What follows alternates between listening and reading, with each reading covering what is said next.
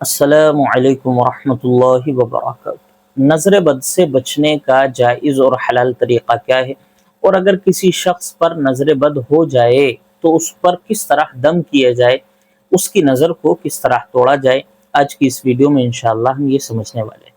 سب سے پہلے یہ سمجھیے کہ نظر ہوتی بھی ہے یا بس لوگوں میں ویسے ہی پھیل گئی ہے کہ نظر لگ گئی اور نظر ہو گئی، یہ حقیقت بھی ہے نہیں۔ تو آپ صلی اللہ علیہ وسلم کا ایک مبارک ارشاد ہے، بخاری شریف کی حدیث ہے، العین حق، کہ نظر کا لگنا بالکل برحق ہے، حقیقت ہے۔ ایسا حقیقت میں ہوتا ہے کہ کسی کی نظر لگ گئی، کسی کو کسی کی نظر ہو گئی، یہ حقیقت میں ہوتا ہے۔ تو آپ صلی اللہ علیہ وسلم کی حدیث مبارک سے یہ تو معلوم ہوا کہ ہاں، نظر بالکل ہوتی ہے اور یہ حقیقت ہے، اس میں کوئی برائی نہیں ہے، پورا سچ ہے۔ تو اس کا جائز اور حلال علاج کیا ہو جس سے کہ نظر بد ختم ہو جائے اور نظر کا جو اثر ہے وہ ختم ہو جائے، اس کو سمجھیے۔ تو اس کا جو ہے، اس کا سب سے بہترین توڑ ہے، آپ صلی اللہ علیہ وسلم کا مبارک عمل بھی ہے، معوذتین پڑھنا۔ معوذتین کہتے ہیں قرآن کریم کی سب سے آخری دو صورتیں، یعنی قل اعوذ برب الفلق، قل اعوذ برب الناس۔ یہ دو صورتیں اللہ تبارک و تعالیٰ نے اس وقت نازل فرمائی جب آپ علیہ الصلوۃ والسلام پر جادو کا اثر ہو گیا تھا۔ جب آپ علیہ السلام پر جادو کا اثر ہوا، اللہ تعالیٰ نے دو صورتیں نازل فرمائی، آپ علیہ السلام نے ان کا ورد کیا، تب سے آپ علیہ الصلوۃ والسلام کو نہ کوئی نظر ہوئی نہ کوئی جادو ہوا۔ تو آپ علیہ السلام اس کو ہمیشہ اپنے معمول میں رکھا کرتے تھے، صبح و شام اپنے اوپر دم کرتے، خصوصاً جب کوئی بیماری یا پریشانی کی شکایت ہوتی تو آپ علیہ السلام ان دو صورتوں کو پڑھ کر اپنے اوپر دم فرمایا کرتے تھے۔ تو ان دو صورتوں کو پڑھنے کا خوب زیادہ اہتمام کریں۔ اس کے علاوہ آپ علیہ السلام نے سورۃ البقرہ پڑھنے کی تاکید فرمائی۔ آپ علیہ السلام کا مبارک ارشاد ہے کہ جس گھر میں سورۃ البقرہ کی تلاوت ہوتی ہے اس گھر میں شیطان داخل نہیں ہو سکتا۔ تو زیادہ سے زیادہ سورۃ البقرہ اپنے گھر میں پڑھا کریں، ہر ہفتے، ہر مہینے، ہر 15 دن میں پڑھنے کا اہتمام کریں کہ سورۃ البقرہ ایک مرتبہ پڑھ لی جائے، تو انشاءاللہ نظر بد اور شیطان اور جادو جیسی بیماریوں سے، پریشانیوں سے انشاءاللہ آپ محفوظ رہیں گے۔ باقی اس کے علاوہ آپ جو ہے، آپ علیہ الصلوۃ والسلام کی سکھائی ہوئی ایک دعا اور یاد کریں، بسم اللہ الذی لا یضر مع اسمہ شیء فی الارض ولا فی السماء وہو السمیع العلیم۔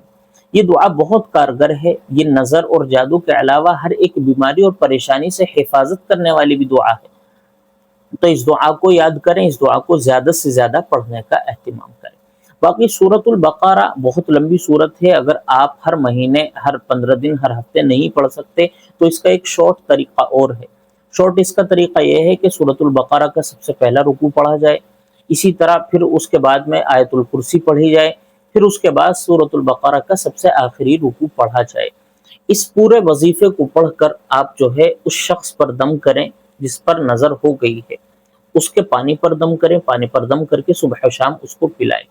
اب دم کرنے کا جائز اور حلال طریقہ کیا ہے اس کو سمجھیے، کس طرح پڑھنا ہے، کس طرح دم کرنا ہے۔